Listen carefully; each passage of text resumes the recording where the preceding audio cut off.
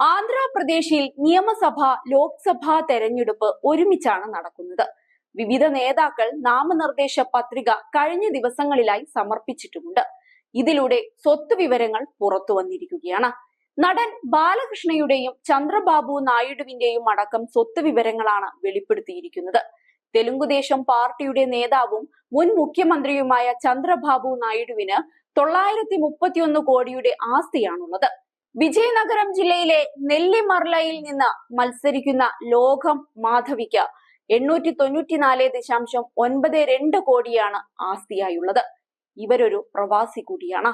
TDPയുടെ നേതാവും സൂപ്പർ താരമായ നന്ദമൂരി ബാലകൃഷ്ണയുടെ ആസ്തിയും അമ്പരപ്പിക്കുന്നതാണ്. ഹിന്ദുപൂർ നിയമസഭാ മണ്ഡലത്തിൽ നിന്നാണ് ബാലകൃഷ്ണ മത്സരിക്കുന്നത്. തുടർച്ചയായ 3-ാം തവണയും MLA ആകാനാണ് അദ്ദേഹം ഒരുങ്ങുന്നത്. 424 കോടിയുടെ ആസ്തിയാണ് ബാലകൃഷ്ണയ്ക്കുള്ളത്. 13.19 കോടിയാണ് അദ്ദേഹത്തിന്റെ മൊത്തം ബാധ്യത.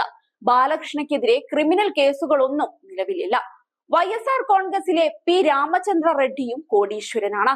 ചിറ്റൂർ ജില്ലയിലെ പുങ്കനൂർ മണ്ഡലത്തിൽ നിന്നുള്ള മുതിർന്ന നേതാവാണ് അദ്ദേഹം. നിലവിൽ മന്ത്രിയുമാണ് റെഡ്ഡി. അദ്ദേഹത്തിന്റെയും കുടുംബത്തിന്റെയും മൊത്തം ആസ്തി 236 കോടി രൂപയാണ്. 53 കോടിയാണ് അദ്ദേഹത്തിന്റെ ബാധ്യത. നിലവിൽ കേസുകളൊന്നും അദ്ദേഹത്തിനെതിരെയും ഇല്ല. BJPയുടെ സംസ്ഥാന അധ്യക്ഷയാണ് ദഗുബട്ടി പുരന്തേശ്വരി. ഇവർ രാജമുണ്ട്രിയിൽ നിന്നാണ് മത്സരിക്കുന്നത്. 61.44 കോടിയാണ് ഇവരുടെയും ഭർത്താവിന്റെയും മൊത്തം ആസ്തി. 6 കോടിയിലധികമാണ് പുരന്തേശ്വരിയുടെ ആസ്തി. YSR കോൺഗ്രസിന്റെ ഗുണ്ടൂരി ശ്രീനിവാസിനെതിരെയാണ് അവർ മത്സരിക്കുന്നത്. ഒരു ക്രിമിനൽ കേസാണ് അവർക്കെതിരെയുള്ളത്. YSR കോൺഗ്രസിന്റെ ബുട്ട രേണുക അറിയപ്പെടുന്ന സ്ഥാനാർത്ഥിയാണ്. യമീഘനൂരിൽ നിന്നാണ് അവർ മത്സരിക്കുന്നത്. 161 കോടിയാണ് അവരുടെ കുടുംബത്തിന്റെ ആസ്തി. 7.5 കോടിയാണ് മൊത്തം ബാധ്യത. 2 ക്രിമിനൽ കേസുകളും അവർക്കെതിരെ നിലവിലുണ്ട്.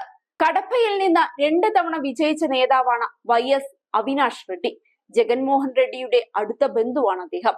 40.43 കോടിയാണ് അവിനാഷിന്റെ ആസ്തി. 11 കോടിയിലധികം രൂപയുടെ ബാധ്യതയാണ് അദ്ദേഹത്തിനുള്ളത്. 2 കേസുകളും അദ്ദേഹത്തിനെതിരെയുണ്ട്. BJPയുടെ പ്രശസ്തയായ സ്ഥാനാർത്ഥിയാണ് യലമഞ്ചിലി സത്യനാരായണ ചൗധരി.